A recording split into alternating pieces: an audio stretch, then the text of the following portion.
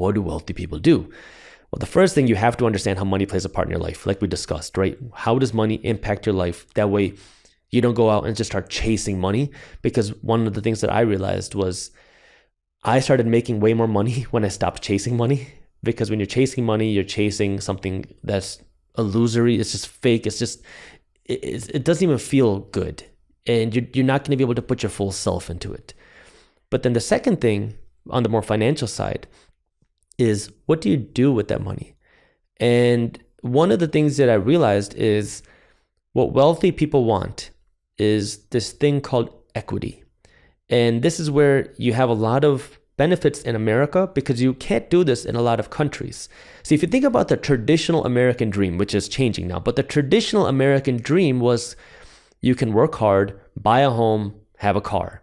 But the whole idea of buying a home, the reason why this was the American dream was because if you can buy a home, you can work over the years to pay it off. And now you have equity in your home. And now you have this sort of generational wealth that you can pass down. You have an asset.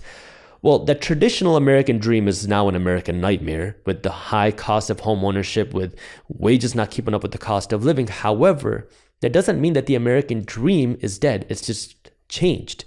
So what is this new idea of the American dream? Well, if you go back to the root core of equity, this is the real dream of wealth, and something that you can build for yourself and for your family and for generations is if you have equity.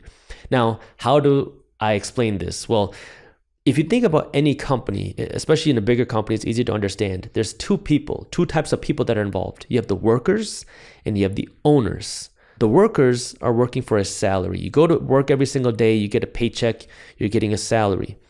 The owners of the company are not getting paid a salary. They're getting paid in profits. They want the company to make bigger profits so that they can make more money. Now, there is some overlap between the workers and the owners.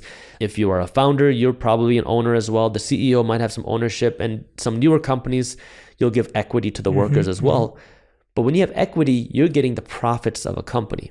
Everybody in America in this system needs to be a business owner if you want to become successful.